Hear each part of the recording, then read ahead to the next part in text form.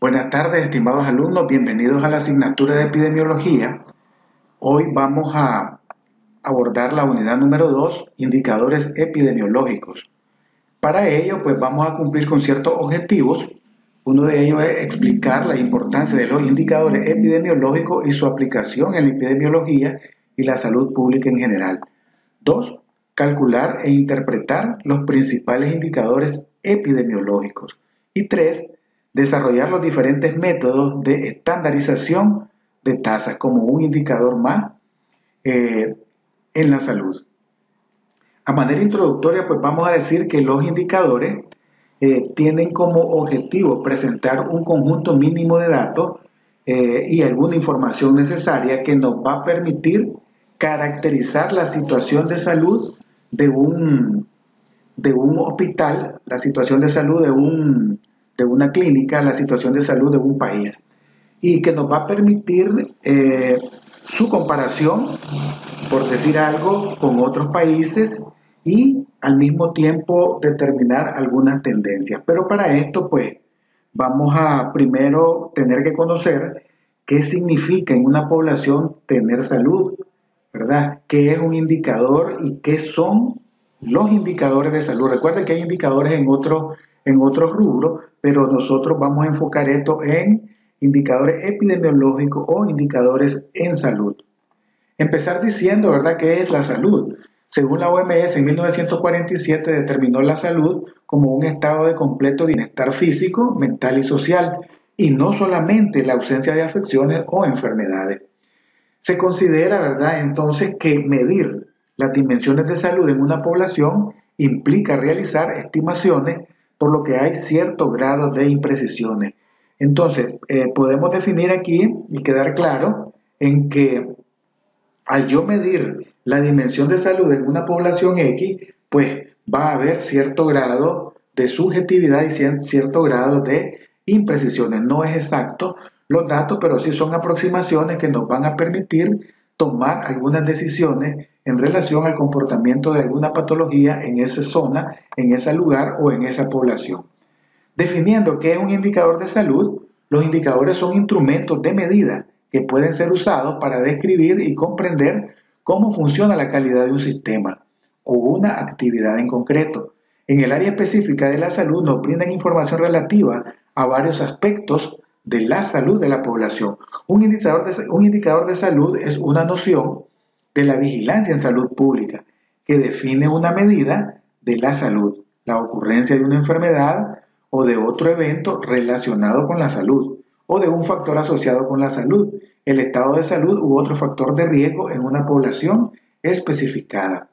Algunos conceptos que tenemos que dejar claros y tener nosotros siempre presente es que un indicador es una medición que refleja una situación determinada. Todo indicador de salud es una estimación, una medición, ya decíamos anteriormente, con cierto grado de imprecisión de una dimensión determinada de la salud en una población específica.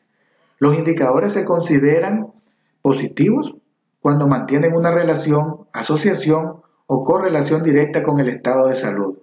Cuanto mayor sea su magnitud, mejor será el estado de salud de los sujetos de esa población. Y viceversa, los indicadores se consideran negativos cuando se mantienen o cuando mantienen una relación, asociación o correlación inversa con el estado de salud. Cuanto mayor sea su magnitud, peor será el estado de salud de los sujetos de esa población. ¿Para qué son útiles los indicadores? Los indicadores de salud pueden usarse para describir, por ejemplo, las necesidades de atención de salud de una población, así como la carga de enfermedad en grupos específicos de población. La descripción de las necesidades de salud de una población puede a su vez dirigir la toma de decisiones en cuanto al tamaño y la naturaleza de las necesidades que deben atenderse, los insumos necesarios para enfrentar el problema o los grupos que deben de recibir mayor atención, entre otras funciones. De manera general, esta es la utilidad que tienen los indicadores. En resumen, los indicadores tienen un papel clave a convertir los datos en información relevante, para así poder que los responsables de tomar decisiones en el campo de la salud pública tengan una noción del comportamiento de su servicio o del comportamiento de una patología en una determinada población. Los indicadores de salud son relevantes para definir las metas relacionadas con la salud que deben tratarse las autoridades nacionales de salud. Algunos tipos de indicadores, por ejemplo, están los indicadores de morbilidad, tienen la finalidad de medir la ocurrencia de enfermedades, lesiones y discapacidades en una población o en varias poblaciones. Los indicadores de mortalidad representan una fuente fundamental de información demográfica, geográfica y de causa de muerte. Estos datos se usan para cuantificar los problemas de salud, así como para determinar o monitorear prioridades o metas en salud. Hay indicadores también de factores de riesgo y hay indicadores de servicios de salud. Todo esto están relacionados, decíamos anteriormente en las diapositivas anteriores, al concepto de salud, a tener una salud en una población, en un grupo específico o a nivel individual. Hay, por ejemplo, indicadores de salud materna y perinatal.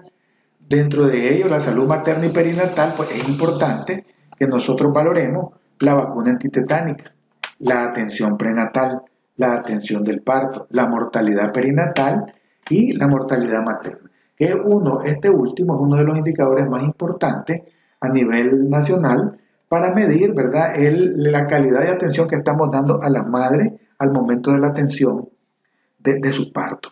Igualmente la atención del parto, si nosotros estamos usando adecuadamente la normativa de atención del parto, si estamos promoviendo un parto humanizado, la atención prenatal, si estamos haciendo los controles prenatales con todos los criterios que establece la normativa en relación a la atención prenatal, y la mortalidad perinatal, la mortalidad que va alrededor del embarazo, para también poderla evaluar y tener una idea de cómo estamos manejando este grupo poblacional.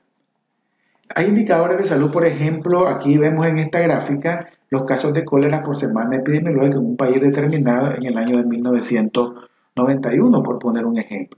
Ven aquí ustedes en este eje las semanas epidemiológicas y podemos ver el comportamiento de las enfermedades, en este caso del cólera, en relación al número de casos. Aquí vemos de que entre la séptima y la 17ª semana epidemiológica, ¿verdad?, hay una mayor incidencia de casos de cólera en este país X en este año específico. Hay razones, hay proporciones y tasas, ¿verdad? La cifra absoluta y su importancia. Un fenómeno que no se puede cuantificar en salud no se puede usar en epidemiología. Tenemos que medirlo, tenemos que cuantificarlo. Las cifras absolutas son de gran importancia para la alerta sanitaria y motivar a dirigir acciones para un dimensionamiento más preciso del evento de salud. Por ejemplo, si queremos calcular la razón de hombre o mujer, en el ejemplo 1 vemos 3 hombres y 3 mujeres. Tenemos numerador, denominador y cociente. 3 entre 3 igual a 1. El resultado es 1, un hombre por cada mujer, un hombre por una mujer. Pero si vemos el ejemplo 3, vemos aquí que hay 6 hombres en el numerador y 3 mujeres. 6 sobre 3 igual a 2. Hay 2 hombres por cada mujer. Entonces, más o menos son operaciones matemáticas que se tienen que practicar para poder obtener un resultado. Las razones pues, resulta de la división de una cantidad por otra que registran fenómenos de diferente naturaleza, A sobre B, es lo que mirábamos anteriormente. El numerador nunca se encuentra contenido en el denominador y ayudan a expresar la diferente magnitud entre dos eventos de diferente naturaleza. Presenta restricciones para establecer comparaciones de variables como lugar, persona y tiempo. Ejemplo, calcular la razón de varones y mujeres en la clase. Aquí vemos relación entre dos cantidades, razón va a ser igual a sobre B. Si en una población hay 30 mujeres y 15 hombres, ¿cuál es la razón hombre-mujer? ¿Cuál es la razón mujer-hombre? ¿Verdad? Entonces, haciendo esta simple operación matemática, pues podemos darnos cuenta del resultado y de la razón entre estas dos cantidades. Las proporciones es otro tipo de indicador, indica la frecuencia con la que se presenta un evento con respecto a la totalidad de unidades observadas. la frecuencia de un evento en la totalidad de las unidades en observación. El numerador está incluido en el denominador A sobre A en el denominador A más B. Resultado será menor que la unidad, se expresa en porcentaje. Bajo ciertas condiciones, expresa un riesgo de sufrir, presentar un evento de salud en la población considerada. Ejemplo, calcular la población de estudiantes varones y mujeres en la clase. Este es un ejercicio práctico que ustedes pueden hacer, una operación matemática sencilla y simple. Ahora, las tasas, ¿verdad? Es el indicador más usado en epidemiología. Es una proporción de los individuos que presenta un evento entre la totalidad de la población. Expresa la frecuencia de que ocurra un evento en el tiempo de una población. Con alto valor de certeza se pueden establecer comparaciones en relación al evento entre distintas poblaciones o la misma población a lo largo del tiempo, independiente de la magnitud de la población. Son ejemplos de tasas: la tasa bruta de natalidad, la tasa bruta de mortalidad, la tasa de crecimiento demográfico, tasa de fecundidad general, tasa de fertilidad, la tasa de global de fecundidad. Estos son ejemplos de tasa. Ahora, hay ciertos criterios que se deben de cumplir para construir estas tasas. Precisar, por ejemplo, el área geográfico poblacional de la población. Precisar el periodo de tiempo. El denominador corresponde a la población donde ocurre el evento. El numerador debe incluir eventos de la misma naturaleza o relacionados. El resultado debe ser menor de la unidad, por ello multiplicar por un múltiplo de 10. En ciertos casos se requiere homogeneizar las estructuras de las poblaciones para un mayor nivel de confiabilidad de la comparación. Tasas, hay tasas también, ustedes también se han familiarizado con el concepto de incidencia y el concepto de prevalencia, que es bien usado y bastante usado en medicina. Lo vamos a ver un poco más adelante. Las tasas de prevalencia cuantifican la proporción de individuos con una enfermedad en un momento en el tiempo, el número de casos, que ya son los casos nuevos que se están presentando en el momento, y los casos ya existentes o casos viejos en un punto del tiempo, sobre la población total del territorio. La prevalencia representa la cantidad total de casos en una población determinada, sin distinción entre los casos nuevos y los casos ya existentes, es decir, los casos viejos. Prevalencia y tasas de prevalencia se usan indistintamente. Se usan más en patologías crónicas como la tuberculosis, la insuficiencia renal crónica y el HIV o SIDA. Según el tiempo considerado, pueden ser momentáneas y periódicas. La incidencia cuantifica los casos nuevos de un evento en una población en riesgo durante un intervalo de tiempo específico. Hay dos tipos de medidas específicas de la incidencia: incidencia acumulada y tasa de incidencia o densidad de incidencia. La incidencia acumulada, pues, no es más que la proporción de personas que se enferman en un periodo determinado, ¿verdad? Entonces, la incidencia acumulada va a ser igual al número de casos, en este caso de una enfermedad, durante un periodo de tiempo sobre la población total a riesgo. El denominador, que debe contener población que realmente esté en riesgo de contraer la enfermedad. Esto es lo que se conoce como incidencia acumulada. Las limitaciones que tiene, que es difícil garantizar el verdadero riesgo de la población o que las migraciones no las contaminen. Ejemplo, en un estudio sobre el uso de contraceptivos orales y bacteriuria, un total de 2.390 mujeres de 16 a 49 años fueron identificadas y no tenían bacteriuria. De estas, 487 usaban contraceptivos orales al inicio de la encuesta en 1973. Una segunda encuesta en 1976, 27 mujeres que usaban contraceptivos orales desarrollaron bacteriuria. Esto resulta una incidencia acumulativa de bacteriuria en las que usaban anticonceptivos orales de 27 sobre 482 o 5.8% durante 3 años. La incidencia acumulativa asume que la población entera al riesgo y al comienzo del periodo de estudio ha estado presente por un intervalo de tiempo específico para el desarrollo de los resultados de la investigación. Sin embargo, el periodo de observación de los participantes no es el mismo para todos. Lo anterior lo podemos resolver con la densidad de incidencia, que es lo que vamos a ver un poquito más adelante. Tasa de densidad de incidencia. Hay criterios para calcularla. El numerador igual que en el caso de la incidencia acumulada. El denominador está dado por la suma de los fondos de tiempo en observación de la población en riesgo. Las personas en observación deben tener riesgo real de sufrir el evento. La unidad de tiempo es la misma para todos los individuos. Vean ustedes cómo calcular la tasa de densidad de incidencia en este ejemplo, dándole seguimiento a 5 sujetos en un periodo, ¿verdad? De 5 años. Entonces, observación de 5 personas por 5 años. Ustedes van a ver el sujeto A, se dio un seguimiento 2 años, sujeto B 3 años, sujeto C 5 años, sujeto D 4 años y sujeto E 2.5 años. Entonces, sumando la cantidad en el tiempo, nos da que los años totales de riesgo expuestos de estos 5 sujetos fue de 16.5 personas años. Entonces, la densidad de incidencia fue igual a 2 casos. Solamente 2 casos, el sujeto B y el sujeto E, presentaron, ¿verdad?, la enfermedad o desarrollaron la enfermedad. El tiempo de seguimiento, aquí 2 años y medio y 5. El sujeto C, 5 años, y el sujeto E, 2.5. Y el desarrollo de la enfermedad, que fueron estos 2. De manera que la tasa de densidad de incidencia queda 2 casos, que fueron durante el periodo de observación se detectaron, desarrollaron la enfermedad, 2 casos sobre el número de años en observación, 16.5 personas año, que nos va a dar igual a 12.1 por 100 personas por año. ¿Entendido? Esta es el cálculo de la tasa de densidad de incidencia. También hay una tasa de ataque.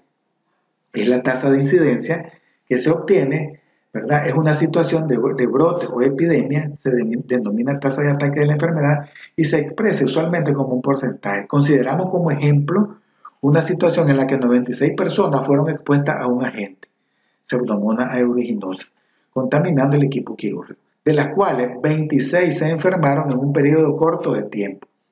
La tasa de ataque se obtiene de la siguiente manera: la tasa de ataque va a ser igual a los 26 personas o pacientes que enfermaron, ¿verdad?, sobre la cantidad de personas que fueron expuestas al agente, en este caso la pseudomonas, por 100. Esto va a ser igual a una tasa de ataque igual a 27.1%. Decíamos que se expresa en porcentaje. Es una incidencia utilizada para referirse a poblaciones expuestas por periodos de tiempo determinados a un agente o un riesgo específico. Ejemplo, intoxicados en el hospital de Jinotepe, intoxicados en una zona franca, ataque de cólera, por ejemplo, en una unidad militar, son casos en los cuales se puede utilizar la tasa de densidad de incidencia.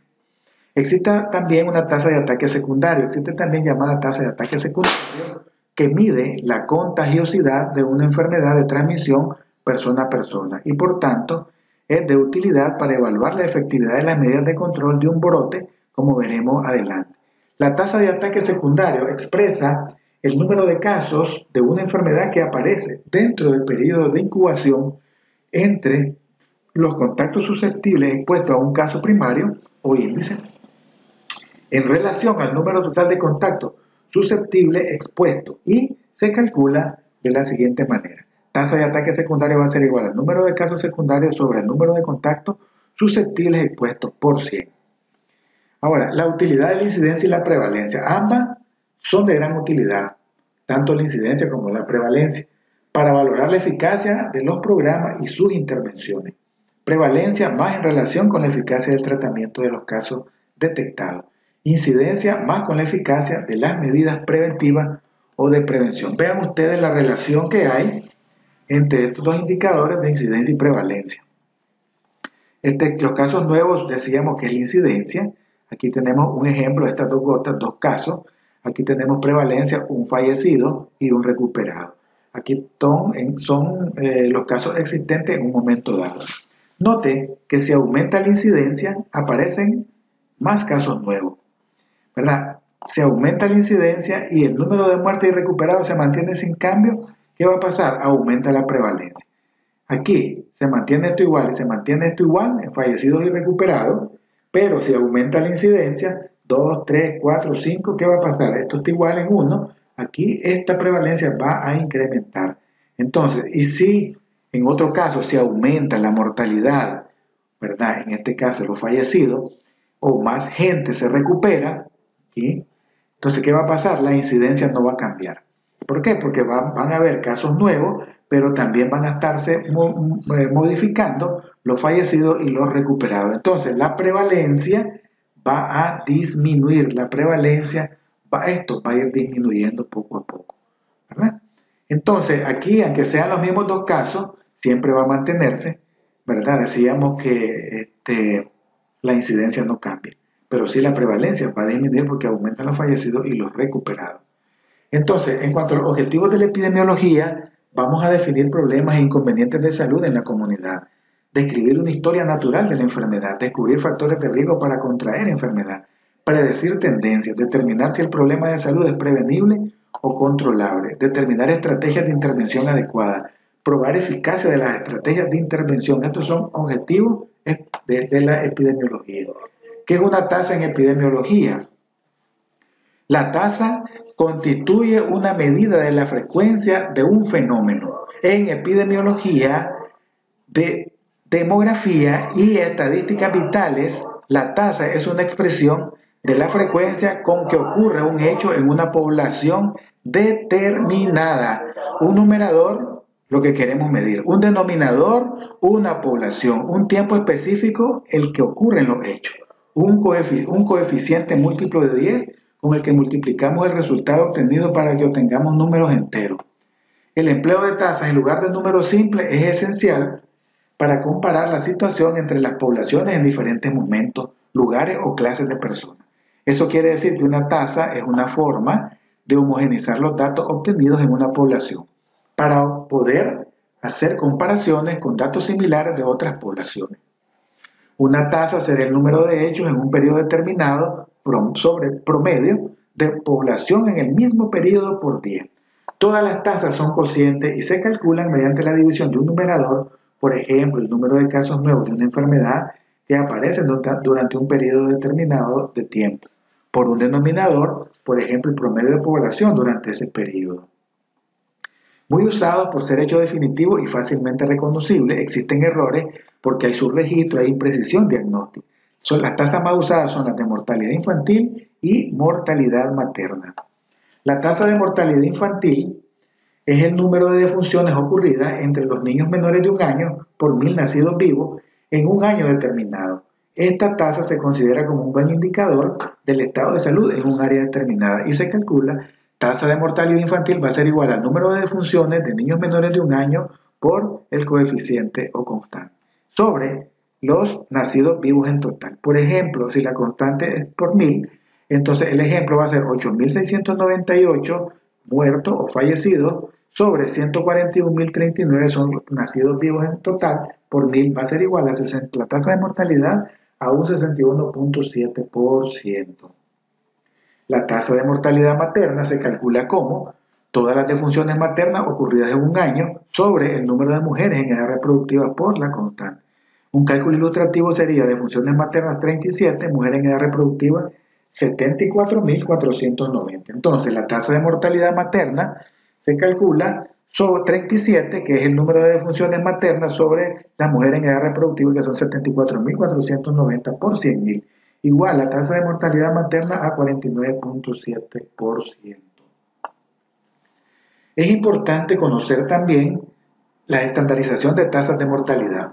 Al comparar la mortalidad de diferentes ámbitos geográficos pueden haber sutiles diferencias por variables confusionales, edad, sexo, nivel socioeconómico. La estandarización la homogeniza para eliminar dicha confusión y puede ser una estandarización directa o indirecta. Directa si se usa como estándar la distribución de una población e indirecta si se usa un conjunto de tasas específicas. Veamos este ejemplo de estandarización directa. Se nota que la tasa de A es mayor que la de B, pero en los grupos de 0 a 14 y 65 a más es menor que la de B. Entonces vean ustedes, aquí la tasa de mortalidad vemos que es 3.38 en la población A y en la población B 3.24. Este es mayor que la de B. Sin embargo, en los grupos etarios de 0 a 14 vemos que la tasa de mortalidad es 1, ¿verdad? En la población A y 2 en la población B. Entonces vemos aquí en este grupo de edad que esta tasa, a pesar de que de manera total esta es mayor que la de B, esta tasa es menor que la de B. Por eso aquí dice en los grupos de 0 a 14 y 65 es menor que la de B. En las de mayor de 65 años ustedes ven que es de 8 y aquí 8.5.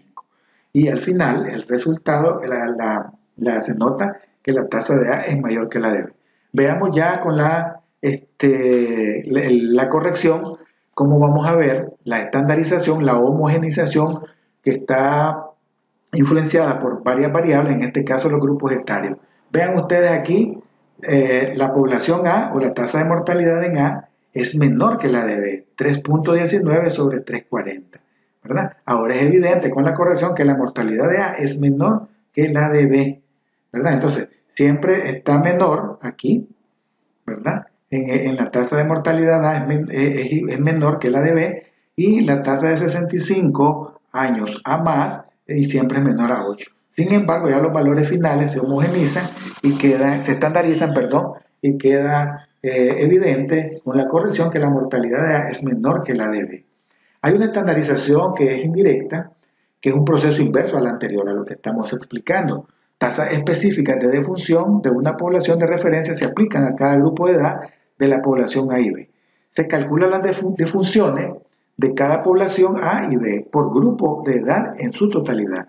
Se divide el total, las defunciones de las muertes en la población original, es decir, la observada, entre la esperada o ajustada. Esto se denomina índice comparativo de mortalidad. Índice comparativo de mortalidad de la población A menos el índice comparativo de mortalidad de la población B. El índice comparativo de mortalidad va a ser igual defunciones observadas sobre defunciones esperadas. Se multiplica el valor de cada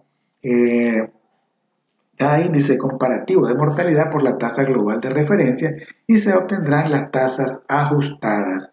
Entonces, el ICM en este caso va a ser igual a las defunciones observadas sobre las defunciones esperadas. Índice epidémico va a ser igual casos observados sobre los casos esperados. ¿Ven? Entonces, esto es de manera general hablamos de los indicadores epidemiológicos o en salud que van a ser de utilidad en algún momento de su trayectoria como médico. Algunos que se especialicen en epidemiología pues van a tener esta herramienta que les va a ser muy útil para poder desempeñarse en sus funciones. Bien, entonces esto ha sido todo por hoy. Espero pues haya servido la videoconferencia, visualícenla, traten de complementar la información de este tema con el texto guía subido en la plataforma y revisen además la agenda de trabajo para esta semana y cumplan con sus obligaciones académicas. Buenas tardes.